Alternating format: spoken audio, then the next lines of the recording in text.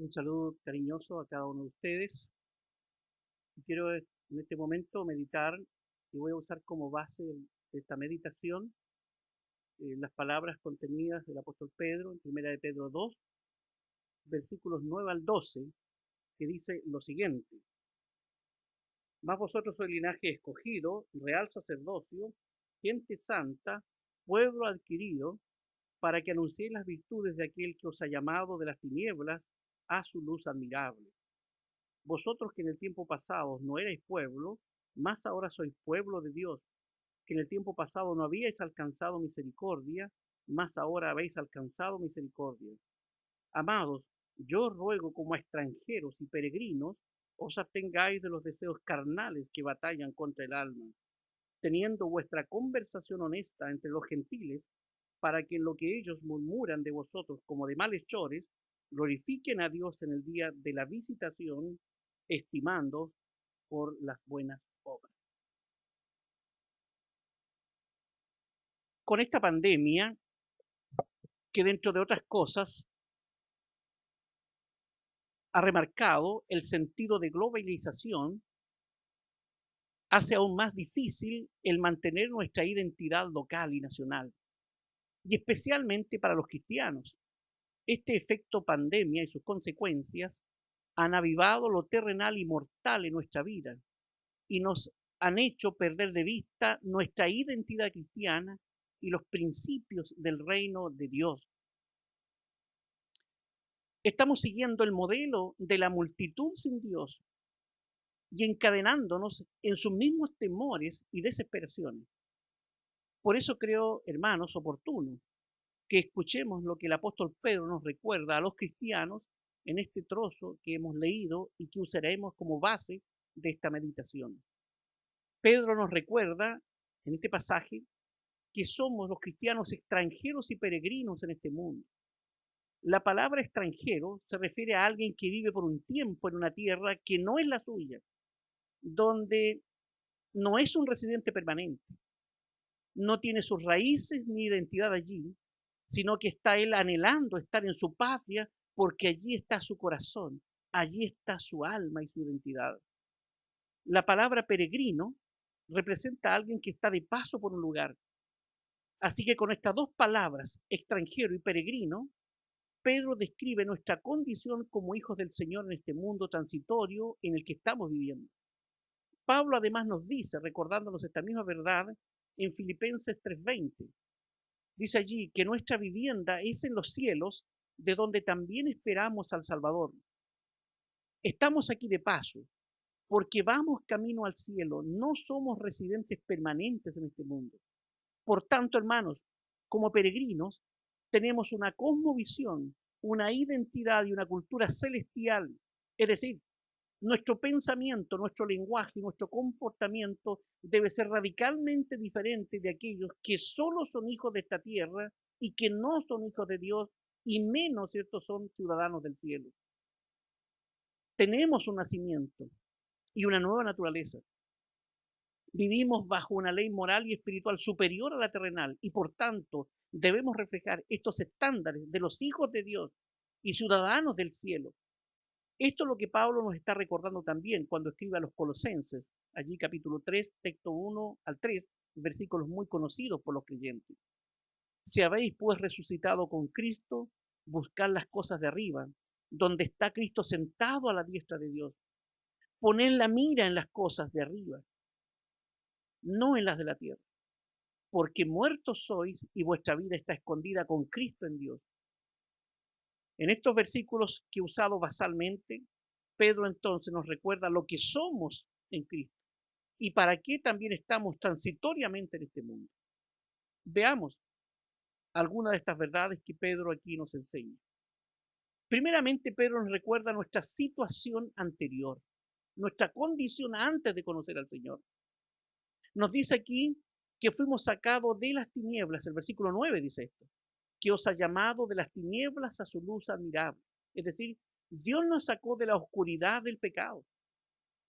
Pablo dice, escribiendo a los Efesios en el capítulo 2, a vosotros que estabais muertos en vuestros delitos y pecados, en que en otro tiempo anduvisteis conforme a la condición de este mundo, entre los cuales todos nosotros también vivimos en otro tiempo en los deseos de nuestra carne, haciendo la voluntad de la carne y de los pensamientos.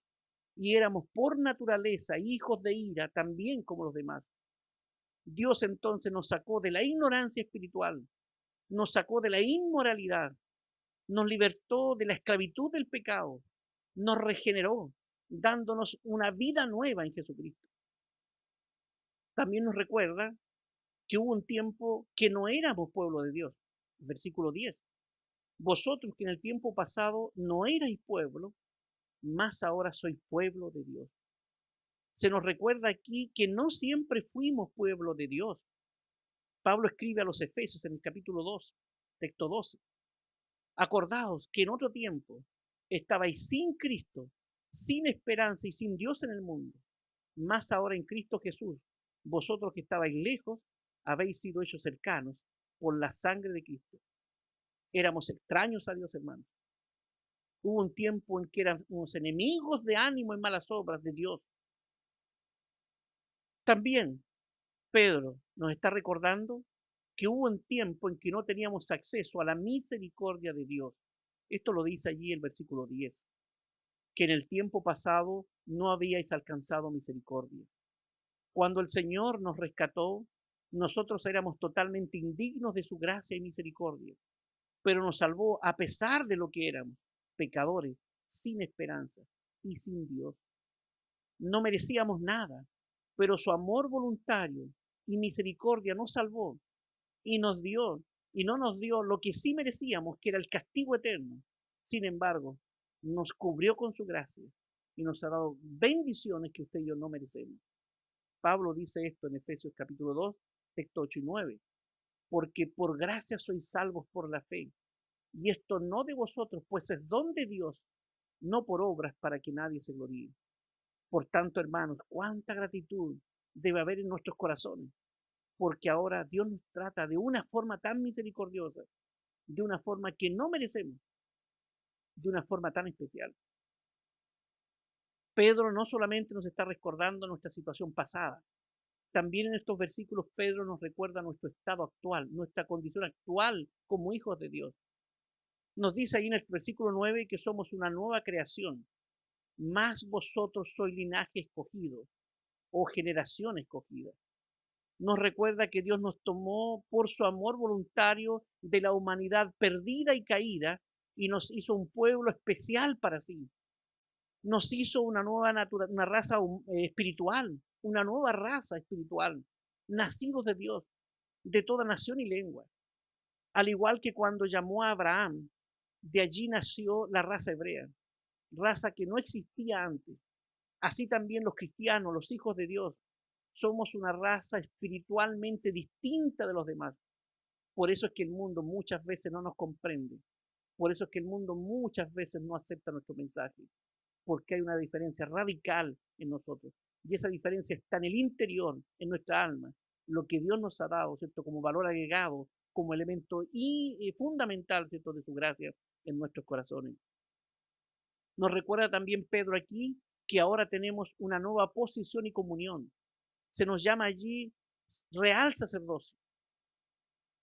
Después de estar separados, ahora en Jesús hemos sido traídos cerca de Dios por la sangre de Jesucristo. Efesios 2:13 dice Pablo, vosotros que en otro tiempo estabais lejos, habéis sido hechos cercanos por la sangre de Cristo. Fuimos escogidos por Dios y ahora le pertenecemos como sacerdotes. Ahora vivimos, andamos y oficiamos ante la presencia de Dios diariamente. Tenemos además acceso inmediato a Dios, sin intermediarios, solo por Cristo, el único mediador entre Dios y los hombres. Ahora en este mundo los cristianos desempeñamos una función elevada. No estamos en una posición neutral, hermanos, para hacer lo que queramos o para que actuemos como queramos, sino que cumplimos una función sacerdotal de adoración y de servicio continuo delante de Dios. Así que no solo importa quiénes somos, cuál es nuestra identidad, sino que además, hermanos, debe importarnos para qué estamos aquí y cuán importante es que en estos días de necesidad mundial, de necesidad nacional y familiar, podamos comportarnos como sacerdotes y así cumplir nuestra función demostrar las inescrutables riquezas de la gracia del Señor. Nos recuerda además Pedro que tenemos ahora aquí un nuevo carácter y condición. Se nos recuerda que somos también nación santa, porque Dios a través de Cristo ha producido un cambio sustancial, radical, esencial en nuestra vida. Ahora somos santos posicionalmente ante Dios. Dice Pedro allí, segunda de Pedro 1:4, ahora somos hechos participantes de la naturaleza divina. Pero además debemos ser santos en nuestra vida diaria, en nuestra vida práctica. Primera de Pedro 1:15 dice, sed también vosotros santos en toda conversación, es decir, una santidad efectiva, una santidad objetiva, una santidad práctica. Por tanto, debemos entonces todos los cristianos vivir a la altura de nuestro llamamiento, de nuestra posición y de nuestros privilegios como hijos de Dios.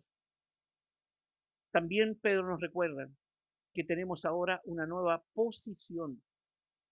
Somos un pueblo adquirido, somos un pueblo especial para Dios, somos un pueblo peculiar, somos una posesión comprada, una posesión única, somos algo de una belleza extraordinaria, somos de una naturaleza invaluable, como lo dice allí el profeta Malaquías 3:17, y serán, dice, para mí especial tesoro, una especial, cierto, eh, eh, perla, diríamos, una especial joya, ha dicho Jehová de los ejércitos. Así que es maravilloso que Dios nos considere ahora un pueblo precioso, porque un alto precio nuestro Dios pagó por nosotros. Allí Cristo en la cruz de Calvario. Así que le pertenecemos al Señor. Dice Pablo cuando escribe a los Corintios, 1 Corintios 6, texto 19-20. ¿O ignoráis que vuestro cuerpo es templo del Espíritu Santo?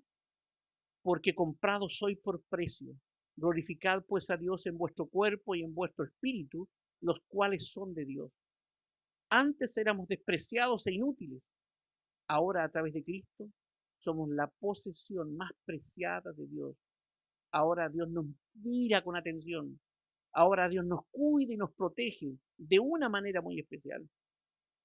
Pero Pedro no solamente nos recuerda esto, lo que somos ahora. También Pedro nos recuerda lo que debemos hacer ahora como servicio sacerdotal, como hijos de Dios en este mundo.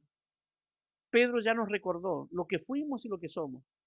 Vimos que estábamos, ¿cierto?, de tránsito por este mundo y por tanto no somos partícipes ni de la cultura de este mundo, ni de sus ideologías transitorias, ni de las prácticas mundanas. Nuestra tarea como embajadores de la patria celestial es inculcar las verdades y principios gloriosos del cielo. ¿Por qué?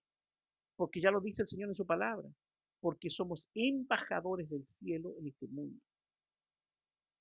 Así que por tanto, como embajadores, debemos declarar la verdad sobre nuestro Salvador.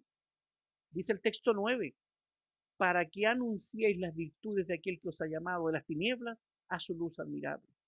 Anunciar las virtudes significa declarar vocalmente el mensaje de Dios. Significa testificar, testimoniar lo que el Señor ha hecho por nosotros.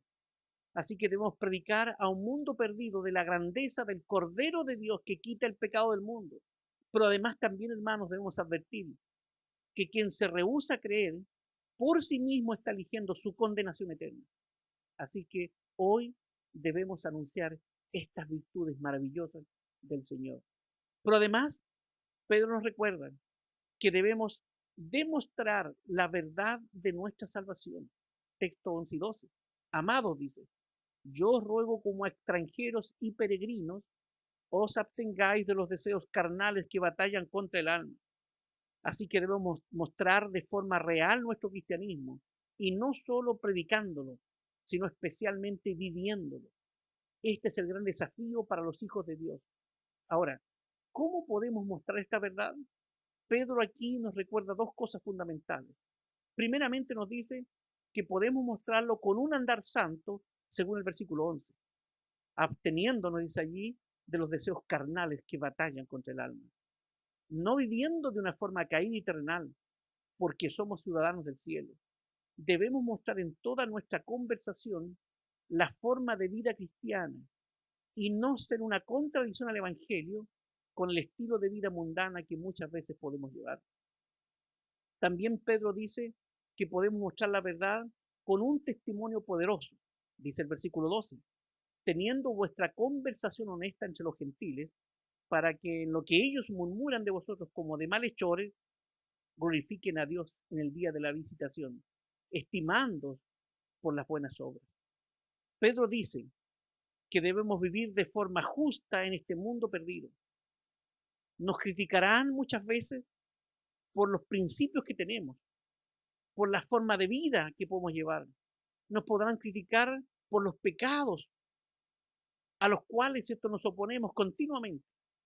Pero finalmente aquellas mismas personas podrán ser ganadas para el Señor si nuestra vida cristiana es consecuente. Así que no olvidemos, hermanos, son muchos los que están mirándonos. No solamente nos están escuchando cuando enseñamos y predicamos, sino que muchos nos están mirando cómo actuamos, qué decimos, qué hacemos con nuestra vida. Así que, hermanos, concluyendo, hasta que Jesús venga entonces, dice Pedro aquí, que seremos peregrinos y extranjeros en este mundo. Y estamos en un mundo que no nos pertenece, en un mundo que no ama a Dios ni ama las verdades del Evangelio. Y que por esto mismo, con mayor razón, debemos anunciar las virtudes gloriosas de Dios. Y especialmente, este mundo necesita ver la verdad vivida por aquellos que decimos conocer. Dios nos, nos hizo, nos hizo lo que somos actualmente para mostrarle al mundo lo que Él es, lo que Dios es. Y esa es nuestra tarea, ese es nuestro desafío y tarea, mostrar con hechos lo que Dios ha hecho en nuestra vida y lo que Dios es, un Dios lleno de gracia y misericordia para todos aquellos que lo quieren. Y no quiero terminar estas palabras sin antes dirigirme a ti, que aún no eres ciudadano del reino celestial. Tú eres un pecador y estás en un mundo que finalmente será juzgado y posiblemente tú también con él. Te llamo a que vengas al Señor. Él quiere salvar tu vida. Quiere que seas su linaje escogido. Quiere que seas tú un tesoro especial para Él. Dios quiere hacerte a través de Cristo un hijo de Él. Dios quiere hacerte un sacerdote para Él. Quiere darte una nueva vida. Así que, por tanto, tú que me estás escuchando, el Señor te llama a arrepentirte de tus pecados y a creer en Cristo como tu único y suficiente Salvador. Que el Señor nos bendiga. Amén.